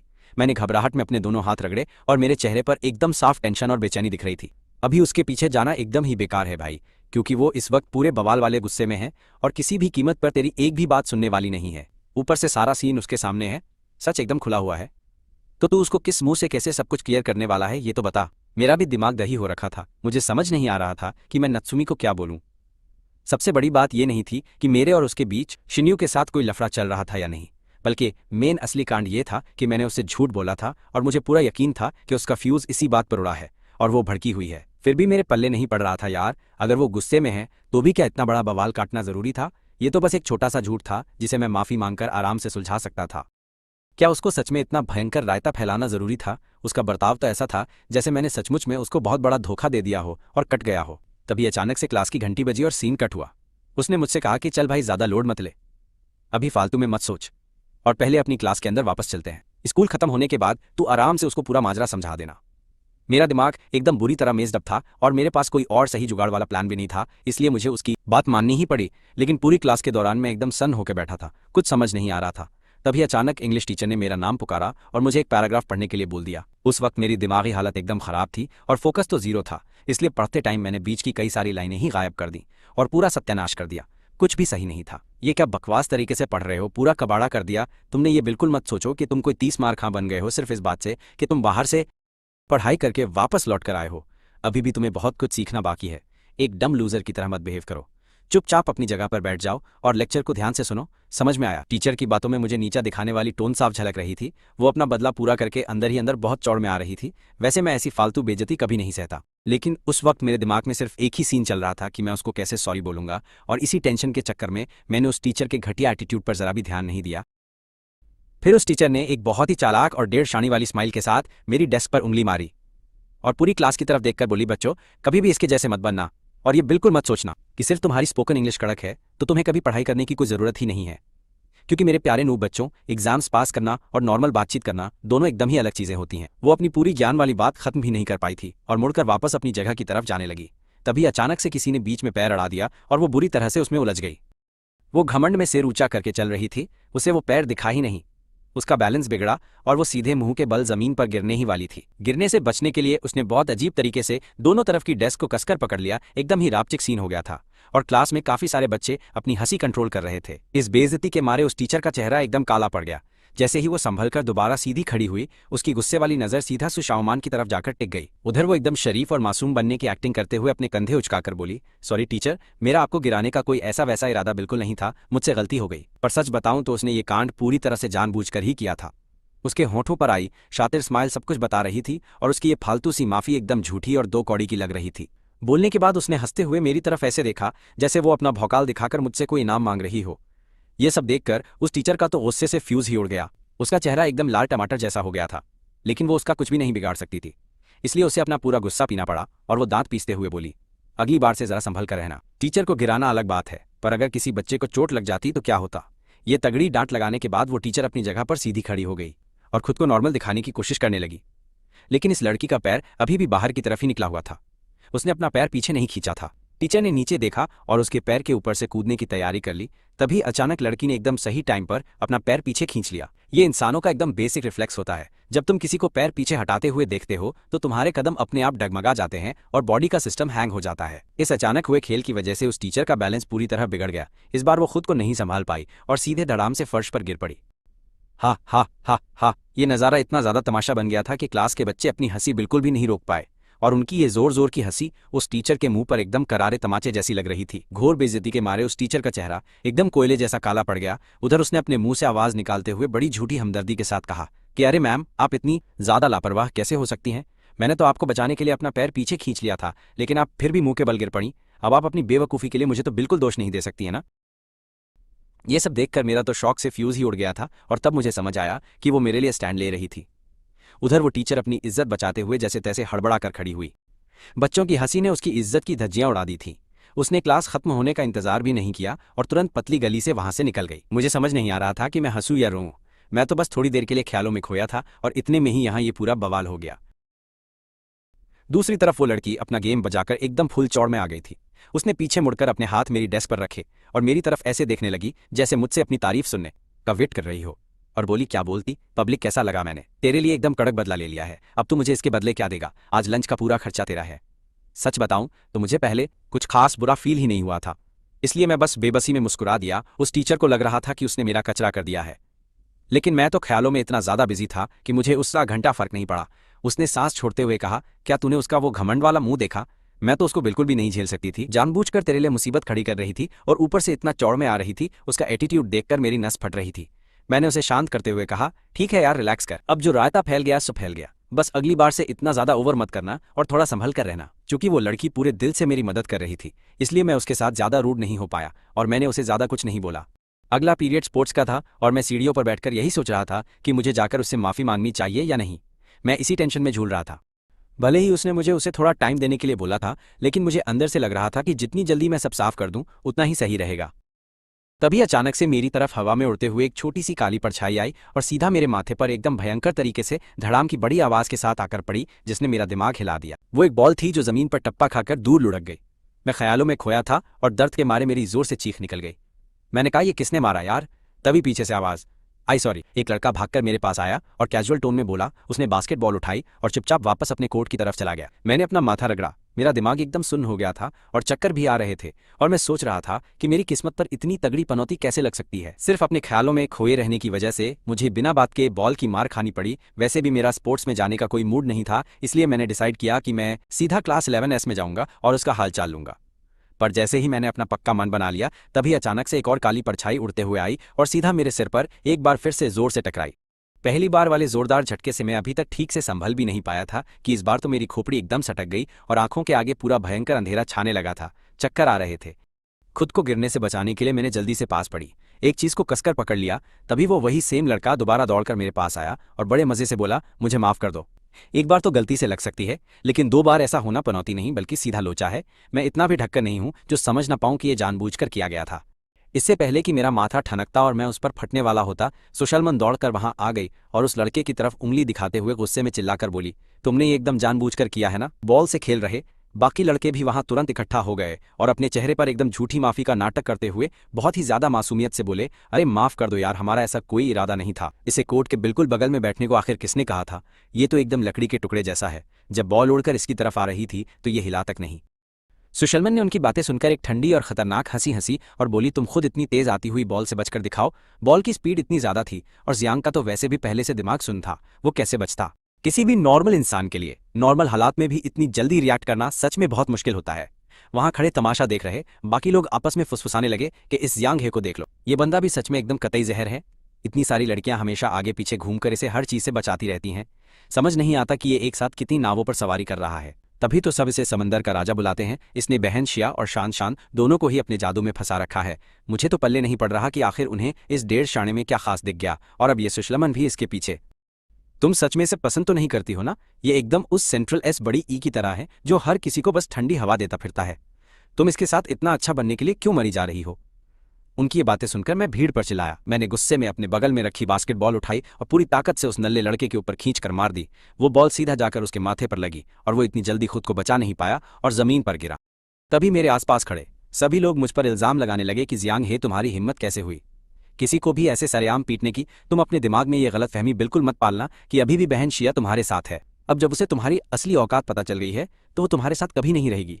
तुम्हारा कट गया है भाई, समझे? अगर वो मेरे साथ नहीं रहना चाहती तो क्या वो तुम्हारे पास आएगी? मैंने एकदम ठंडी हंसी हंसते हुए उसकी बेइज्जती करते हुए उसे बहुत ही करारा जवाब दिया। उस चवन्नी छाप लड़के ने सपने में भी नहीं सोचा था कि मैं इस तरह से पलटकर वार करूंगा। उसने गुस्से से अपनी मुट्ठी भींच ली, लेकिन पलटकर बहस करने के लिए उसके पास एक भी शब्द नहीं बचा था। मैंने उसका तगड़ा मजाक उड़ाते हुए हंसा। जैसी तुम्हारी सड़ी हुई शक्ल है ना, अगर तुम प्लास्टिक सर्जरी भी करवा लो तब भी नात्सुमी तुम्हारी तरफ आंख उठाकर नहीं देखेगी। इसलिए तुम्हारे पास अब सिर्फ मुझसे जलने और मेरी तरक्की देखकर रोने के अलावा कुछ नहीं। अपनी बात खत्म करने के बाद मैंने उस फट्टू को पूरी तरह इग्नोर मार दिया और उन बाकी लड़कों की तरफ मुड़ा जो काफी देर से मेरे बारे में फालतू की बकवास पेल रहे थे, और उन्हें अपनी औकात दिखाते हुए पूरे भौकाल और एटीट्यूड में बोला, हाँ मैं हैंडसम हूं और मेरा स्वैग अलग। मेरे अंदर वो चार्म है जिससे मैं लड़कियों को अपने लिए पागल बना सकता हूं। तो इसमें बुरा क्या है? तुम जैसे लुक्खों की शक्ल देखकर मुझे सिर्फ दया आती है। जलते रहो तुम मुझसे। तुम सब जलन के मारे पूरी तरह पागल हो चुके हो। मेरा मूड पहले से ही भयंकर खराब था और ये लोग मुझे उकसा रहे थे। क्या उन्हें लगा था मैं फट्टू हूं? अरे ओ छपरी, तुझसे कौन जलने लगा? चैंग है तू, आखिर खुद को समझता क्या है? कौन तेरे जैसे बेकार इंसान से जलन महसूस करेगा? अपने ख्याली पुलाव पकाना बंद कर दे। तेरे जैसे ठरकी प्लेबॉय की यहाँ किसी को कोई भी परवाह नहीं है। तू कोई तोप चीज नहीं है। ये सब देखकर सु शाओमन से अब और बर्दाश्त नहीं हुआ। उसने अपने दोनों हाथ अपनी कमर पर रखे और बहुत ही जोर से चिल्लाकर बोली, बस करो, अब बहुत हो गया। मैंने उन लड़कों की तरफ देखा और उन्हें उकसाने के लिए एक खतरनाक स्माइल दी। तो फिर अब चुपचाप खड़े होकर तमाशा देखो। क्या तुमने अभी ये नहीं कहा था कि नात्सुमी कभी भी मेरे साथ नहीं रहेगी? तो अब मैं तुम सबको अपनी आंखों से दिखाऊंगा कि वो मुझे कितना ज्यादा खास मानती है। मैं तुम सभी लोगों को जलन के मारे तड़पा तड़पाकर मार डालने वाला हूँ। मेरी इतनी बड़ी बकवास सुनकर वहां खड़े लगभग हर एक इंसान को यही लगा कि मैं बस फालतू में बड़ी बड़ी फेंक रहा हूँ। तभी अचानक से एक लड़की जो सु शियाओमन को अच्छे से जानती थी, वो हमारे पास दौड़ते हुए आई और अपना फोन दिखाते हुए बोली, मैंने सारा कांड रिकॉर्ड किया है। ये देखो, इन लोगों ने चैंग हे को एकदम जानबूझकर मारा था। ये बात सुनते ही बॉल से खेल रहे उन सभी लड़कों की हवा टाइट हो गई और वो घबराकर हकलाते हुए बोले, फालतू बकवास मत करो, ये सब बस गलती से हुआ था। बॉल कहाँ जाएगी इस पर हमारा कंट्रोल नहीं होता है। सु शियाओमन ने वो फोन लिया और उसे सीधा मेरी आंखों के सामने लाकर रख दिया। हम दोनों ने साथ में वीडियो देखा। वो पूरी वीडियो 10 मिनट से भी ज्यादा लंबी थी और अभी उस हिस्से पर चल रही थी जहां मुझे बॉल लगी थी। उसमें साफ दिख रहा था कि जिस लड़के ने बॉल फेंकी थी वो फेंकते समय घूरकर सीधा मेरी ही तरफ देख रहा था। ये सब देखकर सु शियाओमन का फ्यूज उड़ गया। मुझे एक बार मारने के बाद उन लड़कों ने दोबारा ऐसा करने से पहले एक दूसरे को देखकर कमीनों जैसी स्माइल दी थी। सारी सच्चाई तुम्हारे सामने है, अब तुम्हारे पास कहने को क्या है? सु शियाओमन ने गुस्से में फोन उन सभी लड़कों की तरफ घुमा दिया। ये सब देखकर उनके चेहरों का रंग उड़ गया और किसी की भी कुछ बोलने की हिम्मत नहीं हुई। उन्होंने अपनी मुट्ठी भींच ली, लेकिन मुझे मारने की हिम्मत नहीं कर पाए क्योंकि उन्हें चेन वेई की तरह स्कूल से बाहर निकाले जाने का बहुत भयंकर डर था। माफी मांगो सु, शियाओमन ने उनकी तरफ अपनी उंगली दिखाते हुए एकदम कुत्ते की तरह उन पर भौंकते हुए कहा। वो सारे लड़के अभी भी माफी मांगने से पीछे हट रहे थे और एक दूसरे की शक्ल ताक रहे थे। उनमें से कुछ लड़कों की सु शियाओमन का वो खूंखार एटीट्यूड और उसके परिवार का तगड़ा भौकाल देखकर ही हवा टाइट हो गई थी, इसलिए वो डर कर माफी मांगने के लिए नीचे झुक गए। अचानक से एक लड़के ने उन्हें बीच में ही रोक दिया और बहुत ही चौड़ में आकर बोला, कोई भी माफी मांगने की जरूरत नहीं है। कैसी माफी, हमने इसे मारा है तो इसमें क्या बड़ी बात हो गई है? अब इस नल्ले के पास बड़ी बहन शिया का कोई भी सपोर्ट नहीं बचा है तो हमें इससे फालतू में डरने की क्या जरूरत है? हालांकि सु शियाओमन का परिवार बहुत अमीर था, लेकिन इस एस क्लास में पढ़ने वाले हर एक बच्चे का बैकग्राउंड बहुत ही ज्यादा तगड़ा और खतरनाक था। इस लड़के का परिवार भी रुतबे में सु शियाओमन के परिवार के एकदम बराबर था, इसलिए वो उससे बिल्कुल नहीं डरता था। वो पहले से ही मुझसे बहुत नफरत करता था और जब कोई मुझे सबक सिखा रहा था तो उसने खुशी से उनकी मदद कर दी थी। लेकिन वो लड़का जो मुझसे माफी मांगना चाहता था वो अंदर ही अंदर बहुत ज्यादा घबराया हुआ था, क्योंकि मैंने अभी अभी उन सबके सामने एक बहुत ही तगड़ा और खतरनाक वाला चैलेंज दिया था यार। और सबसे बड़ी बात तो ये थी कि नात्सुमी ने पहले भी मेरे लिए चेन वेई को सरेआम बेइज्जत करके बाहर निकाल दिया था और उन फट्टू लड़कों को इतनी खौफनाक सजा दी थी। ये सब सोचकर उस लड़के की अब हवा टाइट होने लगी थी। उनमें से कोई भी नहीं चाहता था कि उनकी हालत चेन वेई जैसी हो। असल में उन्होंने मुझे बॉल सिर्फ इसलिए मारी थी क्योंकि वो मुझे खाली बैठा देखकर अपनी जिंदगी की सारी झल्लाहट और गुस्सा मेरे ऊपर निकालना चाहते थे। भाई लोग समझे, उन्हें लगा था कि अगर वो इसे एक छोटा सा एक्सीडेंट बनाकर दिखाएंगे तो किसी को शक भी नहीं होगा। लेकिन साला किसने सोचा था कि मैं पलटकर इतनी बुरी तरह वार करूंगा और ये मामला इतना भयंकर बवाल बन जाएगा। उन सभी लड़कों ने घबराते हुए एक दूसरे की शक्ल देखी। वो शायद अपने दिमाग में यही सब सोच रहे थे, इसलिए उन्होंने उन्हें रोकने वाले उस लड़के को पूरी तरह इग्नोर मार दिया था। वो सब के सब मेरे सामने झुक गए और बोले, हमें माफ कर दो, हम गलत थे, हम उम्मीद करते हैं तुम हमें माफ करोगे। इससे पहले जब वो माफी मांग रहे थे तो उनके चेहरे पर कोई अफसोस नहीं था, लेकिन स्कूल से निकाले जाने के भयंकर खौफ ने अब उनकी माफी को एकदम सच्चा और सीरियस बना दिया था। मेरे भाई लोग, चूंकि मुझे 2 बार चोट लगी थी और बहुत चक्कर आ रहे थे, इसलिए मैं इस फालतू के तमाशे को खींचना नहीं चाहता। मैंने अपने हाथ से इशारा करके उन्हें बताया कि सब ठीक है। जियांग हे, क्या तुम सच में इन सबको इतनी आसानी से ऐसे जाने दोगे? इस बार सु शियाओमन उन लड़कों को छोड़ने के लिए बिल्कुल भी तैयार नहीं थी। मैं आराम से नीचे बैठा और उसका फोन अपने हाथ में ले लिया। उसे कुछ समझ नहीं आया, लेकिन उसने फोन दे दिया। मैंने उस वीडियो को अपने फोन में भेजकर उसे एडिट किया। मैंने वो क्लिप काटा जहां मैं मार खाते हुए एकदम बेचारा और जोकर लग रहा था। फिर उसको नात्सुमी को भेज दिया और मैसेज लिखा, देख मेरी हालत कितनी ज्यादा खराब है, अब अपना गुस्सा थूक दे। मैंने मैसेज के आखिर में एक ऐसा रोता हुआ इमोजी चिपका दिया जिसमें एक बंदा जलकर पूरा कोयला बन चुका था, ताकि उसे सच में लगे कि मैं अंदर से कितना दुखी और परेशान हूँ। सू शाओमन को बहुत ही ज्यादा तगड़ी वाली टेंशन हो गई थी कि कहीं चोट से मेरे भेजे की नस ना फट जाए, इसलिए वो जबरदस्ती जिद करके मुझे स्कूल वाले क्लिनिक के अंदर ले आई। मेरे पास कोई भी रास्ता नहीं था तो मैं चुपचाप उसके पीछे चल दिया। अगर प्यार करने से पहले ही मेरा दिमाग दही हो गया और मैं पागल बन गया तो मेरा बहुत भारी नुकसान होगा। हम अंदर क्लिनिक पहुंचे। बड़ी ई की ठंडी हवा पड़ी और उस जानी पहचानी सी जगह को देखते ही मेरे दिमाग में पुरानी यादें एकदम से फिर से पूरी ताज़ा हो गई। मुझे अचानक से वो वाला दिन याद आ गया जब उसने सबके सामने मेरा स्टैंड लिया था। मुझे उसकी बहुत ही ज़्यादा याद आने लगी। पता नहीं वो अब भी गुस्सा करके बैठी है या नहीं। जियांग हे, अचानक से एक बहुत ही जानी पहचानी आवाज़ ने मेरे ख्यालों की दुनिया में सीधा दखल दिया और मेरा ध्यान तोड़ा। मैंने बहुत ज़्यादा हैरानी से अपना सिर उठाकर उस तरफ देखा। मैंने अपने सामने उस सोंग जी को देखा। मैंने उससे पूछा, भाई तू यहाँ क्या कर रहा है? वो एकदम आराम से क्लिनिक वाले बेड पर आधा लेटकर मजे से अपने फोन में गेम बजा रहा था। उसकी शक्ल देखकर बिल्कुल भी नहीं लग रहा था कि वो थोड़ा सा भी बीमार है। उसने एकदम शर्मिंदा होने वाली हंसी हंसते हुए बोला, मैं तो यहाँ बस आराम फरमाने आया था, क्या तेरी भी खटिया खड़ी हो गई? और ये लड़की कौन है? उसने टेंशन में खड़ी शाओमन को ध्यान से देखा और अपना 1.5 शाना वाला खुराफाती दिमाग लगाते हुए एक भौकाल वाली अजीब सी मुस्कान के साथ मेरी तरफ देखकर अपनी आईब्रो ऊपर नीचे करके मजे लेने लगा। शर्म से उसके कान एकदम लाल हो गए। वो घबराकर धीरे से बोली, मैं डॉक्टर को लाती हूँ, और वहां से तुरंत पतली गली से निकल गई। सोंग जी के अंदर की खुजली अब एकदम 7वें आसमान पर पहुंच चुकी थी और कुछ ही मिनटों में वो लड़की उस डॉक्टर को अपने साथ लेकर वापस आ गई और उसने डॉक्टर को वो सारा फालतू तमाशा सच सच बता दिया जो मेरे साथ हुआ था। डॉक्टर ने चेकअप शुरू करने से पहले मुझे पीने के लिए थोड़ा सा ग्लूकोज दिया और बोला, ज़्यादा टेंशन मत ले, तेरे भेजे में कोई चोट नहीं लगी है, तो बस थोड़ा आराम कर। तुम्हें आज दोपहर वाली क्लास में जाने की ज़रूरत नहीं है। मैं आज तुम्हारे लिए एक मेडिकल लीव लिख देता हूँ, लेकिन आगे से अपना थोड़ा सा ध्यान रखना क्योंकि बास्केटबॉल सीधा तुम्हारे सिर पर आके लगा है। ये बहुत ही ज़्यादा खतरनाक वाला सीन हो सकता था। मैंने भी बिना कोई रायता फैलाए एकदम चुपचाप जवाब दिया, मैं अच्छे से समझ गया डॉक्टर, आपका बहुत बहुत शुक्रिया। शाओमन ने फाइनली राहत की सांस ली। तभी डॉक्टर ने मेरी तरफ देखा और बोला, तुम सच में बहुत ही किस्मत वाले हो जो तुम्हें इतनी अच्छी और तुम्हारा इतना ज़्यादा ध्यान रखने वाली एक एकदम रापचिक सी बंदी मिली है। तुम अपनी बंदी से कहो कि वो मेरे साथ आके सर्टिफिकेट ले ले। ये सुनते ही उसका चेहरा लाल टमाटर हो गया, लेकिन उसने डॉक्टर की बात का विरोध बिल्कुल नहीं किया। मेरा दिमाग थोड़ा सा लेट चला। इससे पहले कि मैं उस डॉक्टर को समझा पाता कि वो लड़की मेरी बंदी नहीं है, वो दोनों वहां से बाहर निकल चुके थे। तभी बगल से एकदम जोरदार आवाज आई। सोंग जी ने अपनी आंखें एकदम बड़ी करते हुए फुल हैरानी से पूछा, क्या वो सच में तेरी बंदी है? भाई तू तो एकदम लेजेंड निकला। तुझे वापस आए कुछ ही दिन हुए हैं और तूने लड़की भी पटा ली। मैंने बहुत मनहूसियत वाली स्माइल दी और उसे बोला, हम दोनों बस अच्छे दोस्त हैं, कोई कपल नहीं है। वो बस डॉक्टर को गलत फहमी हो गई थी। क्या तू इतनी सी नॉर्मल बात नहीं समझ सकता है, साले 1.5 शाने? उसने एकदम खुराफाती वाली स्माइल दी और बोला, हाँ भाई मैं सब समझ सकता हूँ। क्या तूने नहीं देखा कि वो तेरे लिए कितना ज़्यादा हवा टाइट होकर भयंकर टेंशन में थी? मुझे तो पूरी दाल ही काली लग रही है। मैं ये बात नहीं मान सकता कि वो तुझ पर लट्टू नहीं है। मैंने अपनी नाक पकड़ते हुए कहा, तुझे जो सोचना है सोच, मेरी पहले ही वॉट लगी हुई है और मेरी हालत ख़राब है। मेरा दिमाग दही मत कर और मुझे परेशान करना बंद कर दे। वो बोला, ठीक है मैं अपना मुंह बंद कर लेता हूँ, और उसने जिप लगाने वाली एक्टिंग की। अपने होठों के ऊपर ठीक 10 मिनट के बाद वो लड़की अपने हाथ में एक प्लास्टिक का थैला लेकर वापस आ गई। वो सीधा मेरे बेड के पास आई और मेरी तरफ एकदम प्यारी सी स्माइल करते हुए उस थैले में से एक एक करके अपना लाया हुआ सारा का सारा सामान बाहर निकालने लगी। मैं तुम्हारे लिए थोड़ा सा खाने पीने का जुगाड़ करके लाई हूँ, इसमें एक सैंडविच, दूध और भी बहुत कुछ है। तुम देख लो कि तुम्हें इनमें से क्या पसंद है। अगर तुम्हें ये सब नहीं पसंद है तो मैं बाहर जाकर कुछ और खरीद लाऊंगी। खाने का नाम सुनते ही मेरी आंखों में अलग चमक आ गई और मैं फुर्ती से बेड पर बैठ गया। नल्ला सोंग जी तुरंत अपने बेड से उछलकर मेरे पास आ गया और बोला, मुझे भी खाना है। उसने झपट्टा मारकर सैंडविच छीन लिया।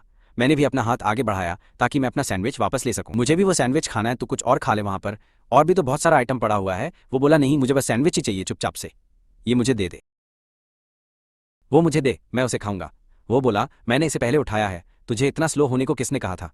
मैंने बोला, भाई मैं यहाँ मरीज हूँ, तू मेरी हालत नहीं देख रहा है क्या? तू मुझे इतना सा सैंडविच भी नहीं दे सकता शाओमन? हम दोनों की ये भसड़ एकदम सुन्न होकर देख रही थी। हमारे इस ड्रामे से साफ पता चल रहा था कि हम जिगरी दोस्त हैं। शाओमन को बहुत अच्छे से पता था कि वो सोंग जी आखिर में कौन है। उसका परिवार इस शहर के 4 सबसे बड़े और अमीर खानदानों में से एक था। उसकी औकात नहीं थी कि वो उनसे मुकाबला कर सके। फिर भी मैं उसके इतने करीब था, और जिस तरह नात्सुमी ने सबके सामने मेरा स्टैंड लिया था, ये सब देखकर शाओमन को अचानक से एक बहुत बड़ा झटका लगा और उसे सारी की सारी सच्चाई समझ आई। उसने झिझकते हुए पूछा, तुम दोनों काफी अच्छे और बहुत क्लोज दोस्त हो ना? मैं थोड़ी देर के लिए रुका और सीधा उसकी आंखों में देखा। तब तक सोंग जी ने मेरे कंधे पर अपना हाथ रखा और एकदम बत्ती सी दिखाते हुए बोला, मैं और ये हम दोनों एक दूसरे को तब से जानते हैं जब हम छोटे बच्चे हुआ करते थे। हम दोनों एक दूसरे के बहुत ही ज्यादा क्लोज हैं। हम दोनों एकदम ऐसे जिगरी भाई हैं जो बचपन में एक ही पैंट पहनकर एक साथ खेल कूद कर ही बड़े हुए हैं। हालांकि शाओमन को इस बात का पहले से शक था, लेकिन यह जवाब सुनकर उसकी सिट्टी पिट्टी गुम हो गई और चेहरे पर शॉकिंग रिएक्शन था। मैंने भी हल्की सी स्माइल दी और बोला, हाँ बात तो सही है, ये मेरा सबसे अच्छा दोस्त है। उसने अपने अंदर ही अंदर एक बहुत दर्द भरी और फेक स्माइल दी, क्योंकि पहले उसे सच में यही लगता था कि मैं किसी बहुत आम और गरीब परिवार से आया हूँ।